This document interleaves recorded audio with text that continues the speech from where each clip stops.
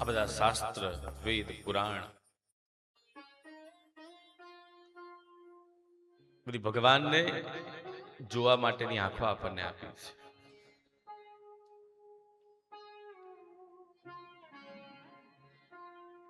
કારણ કે આ શાસ્ત્રનો ક્યાંય અંત નથી.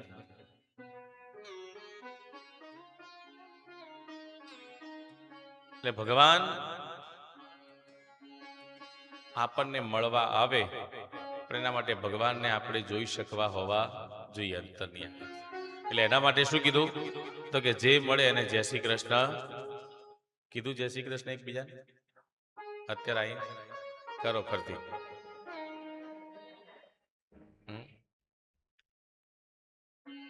કારણ કે ભગવાન ગમે તેના રૂપમાં આવીને બેઠો હોય, આપણે જાણતા નથી.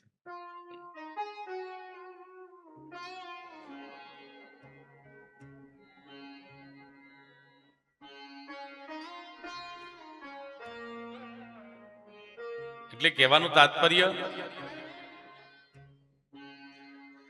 કયા સ્વરૂપમાં ઈશ્વર છે. એક સંત મહારાજ ગંગાજીના તટ ઉપર એમનો આશ્રમ, બસ કેવળ હરિસ્મરણ, હરિ કીર્તન, ભગવાનનું નામ એ જ બસ જીવનમાં એમનો મુખ્ય હેતુ. ગંગાના તટે આશ્રમ. એક દિવસ ગામના લોકો કહેવા આયા કે સાધુ મહારાજ,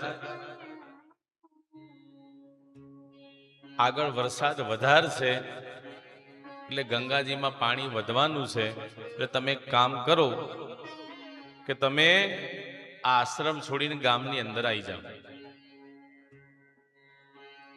સાધુ મહારાજ કે તમારે બધા કઈ કહેવાની જરૂર નથી, મન મારો ભગવાન બચાવવા આવશે. મારો ભગવાન આવશે બચાવવા.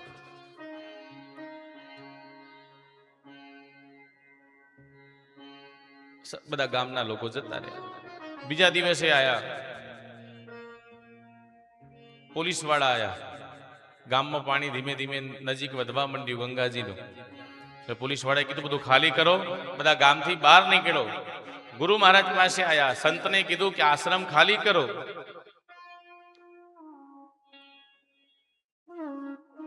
તો કે મને મારો ભગવાન બચાવવા આવશે, તમે મારી ચિંતા કરશો નહીં. પાણી ધીમે ધીમે વધતું ગયું. આશ્રમમાં પાણી આવી ગયું, ગામમાં પાણી આવી ગયું.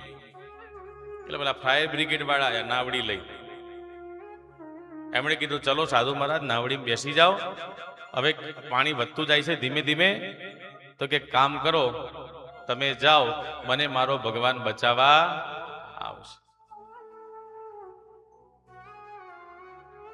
સમય જતા જતા જતા આશ્રમમાં આખું પાણી, આશ્રમના સાધુ મહારાજ બધા પાણી એમ તણાઈ ગયા અને દરિયામાં જતા રહ્યા અને સાધુ મહારાજનું મૃત્યુ થયું.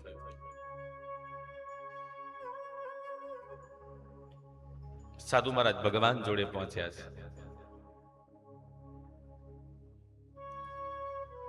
ભગવાનને કે સાધુ મહારાજ, એમણે ભગવાનને કીધું કે આજથી કોઈ ઈશ્વર ઉપર ભરોસો રાખશે નહીં. આખી જિંદગી મેં તમારા ઉપર ભરોસો રાખી, તમારું જ નામ દઈને મેં મારું જીવન ચલાવ્યું, તે છતાંય તમે મને બચાવવા આયા નહીં.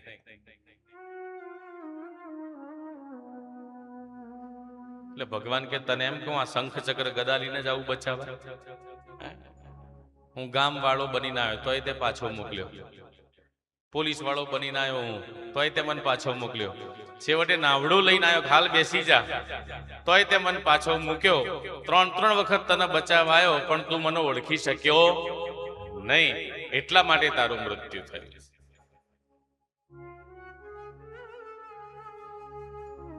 એટલા ભગવાન કયા સ્વરૂપમાં બેઠા છે આપણને ખબર હોતી નથી. એટલા માટે શું કીધું? પરસ્પર દેવો ભવઃ.